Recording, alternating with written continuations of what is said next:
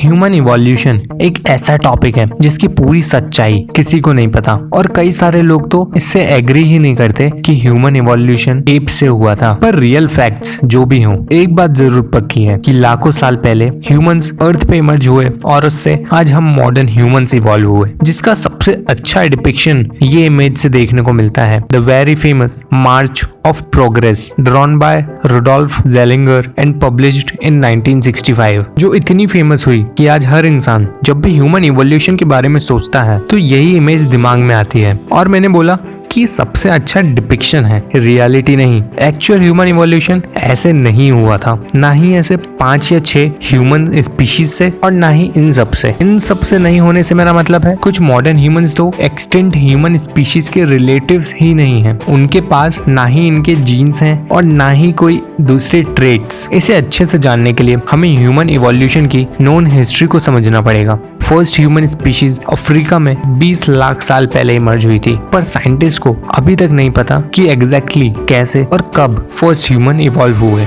और हमें 10-12 extinct human species का पता है, पर असल में इससे ज्यादा स्पीशीज थी। और ये मार्च ऑफ प्रोग्रेस इमेज में सबसे आगे है मॉडर्न मैन, उसके पीछे क्रो-मैग्नोन मैन और उसके पीछे निएंडरथल मैन, और फिर एप्स जैसे दिखने वाले रैमापिथेकस, ओरियोपिथेकस और लास्ट में ड्रायोपिथेकस। और ये बहुत अच्छा इलस्ट्रेशन है, पर सच्चाई नहीं। रियलिटी में ह्यूमन इवोल्यूशन ऐसे लीनियर वे में नहीं हुआ था, बल्कि कई सारी क्रॉस ब्रीडिंग, एडेप्टेशंस और नेचुरल सिलेक्शंस के चलते ह्यूमन इवॉल्व हुआ है। और इस इमेज को देख के लगता है कि एक स्पीशीज से दूसरी से तीसरी 1 by 1 ह्यूमन इवॉल्व हुआ था, पर ये गलत है। अर्थ पे कई सालों तक ह्यूमंस की मल्टीपल स्पीशीज एक साथ रहती थी। जब होमो इरेक्टस अफ्रीका छोड़ के दूसरे कॉन्टिनेंट्स में गए, जो कि किसी को नहीं पता कि वो क्यों गए, वो 60,000 साल पहले अफ्रीका से बाहर निकले और 50,000 साल तक इंडोनेशिया से होते हुए ऑस्ट्रेलिया तक पहुंच गए, और फिर 45,000 साल पहले यूरेशिया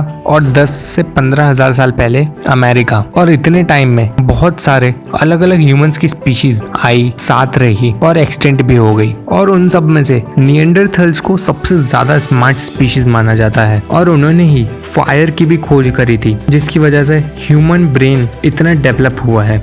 45,000 ईयर्स अगो यूरेशिया में ही मॉडर्न ह्यूमंस और निएंडरथल्स साथ में रहते थे, और उनके बीच कई सारी इंटरब्रीडिंग्स हुई, और फिर अननोन रीजंस की वजह से निएंडरथल्स एक्सटिंक्ट हो गए और मॉडर्न ह्यूमन और मॉडर्न हो गए। और हमने पहले ही डिस्कस किया था कि मार्च ऑफ प्रोग्रेस में सब स्पीशीज ने सब ह्यूमंस नहीं बनाए, तो उसका प्रूफ ये है कि निएंडरथल्स सिर्फ यूरेशिया में ही रहे और कभी अफ्रीका गए ही नहीं, जिसकी वजह से आज डीएनए स्टडी करने के बाद पता चलता है कि नेटिव अफ्रीकन लोगों में निएंडरथल्स के जीन्स है ही नहीं, बल्कि ईस्ट एशियन लोगों में 1 से 4% तक निएंडरथल्स के जीनोम्स प्रेजेंट हैं। इसका मतलब निएंडरथल स्पीशीज जो ह्यूमन इवोल्यूशन की इलस्ट्रेशन में दिखाई जाती है, वो सारे मॉडर्न ह्यूमंस के लिए सच नहीं है, और एक हद तक बाकी के लोगों के लिए भी वो गलत ही है, क्योंकि ऐसे एप्स से 1 by 1 स्पीशीज के जरिए हमारा इवोल्यूशन नहीं हुआ था, बल्कि लाखों सालों में करोड़ों ह्यूमंस के जीनोम के मैनिपुलेशन और मल्टीपल नेचुरल फैक्टर्स के चलते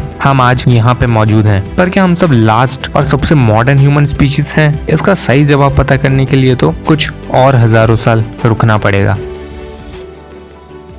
अगर आप लोगों को ये वीडियो अच्छी लगी हो तो प्लीज इसको लाइक करना, चैनल को सब्सक्राइब करना और अपने फैमिली फ्रेंड्स में भी इसको शेयर करना। Thanks for watching.